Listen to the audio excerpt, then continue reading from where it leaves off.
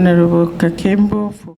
According to the Senior Inspector of Drugs in the National Drug Authority, Amos Samanya, the use of ARVs in livestock farming is potentially dangerous since it can cause liver diseases. Told us sources of the drugs, possible sources which you know, but what about other drugs and other districts within the country? There could be a lot. Few isolated cases which have happened, we have known about them, and we are trying already to do something about it. But there were some concerns that if we blow it out of proportion, what would this mean for the economy in terms of if we are going to be exporting food as a country? So he adds that the use of ARVs in livestock animals may lead to the unintended consumption of these drugs, which may have unforeseen health consequences for humans, such as adverse drug reactions, including hypersensitivity. Since the quantities which appear in chicken tissue, they are relatively small, but even in small quantities, there are adverse events which can happen from the consumption of those small quantities.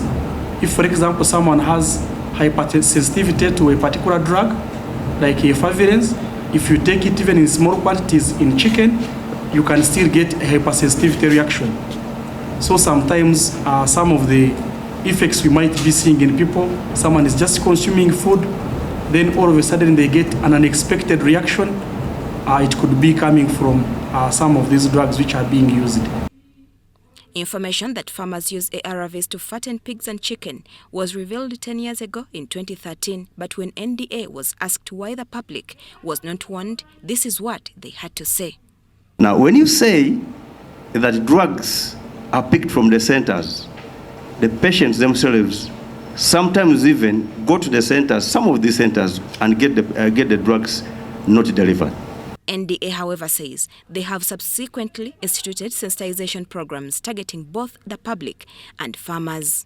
Additionally, through her market surveillance and enforcement system, NDA conducted enforcement activities in different parts of the country to curb the unauthorized possession and use of drugs, including ARVs. We also have a system for regulation of clinical trials, control of advertising and promotion, and monitoring of undesired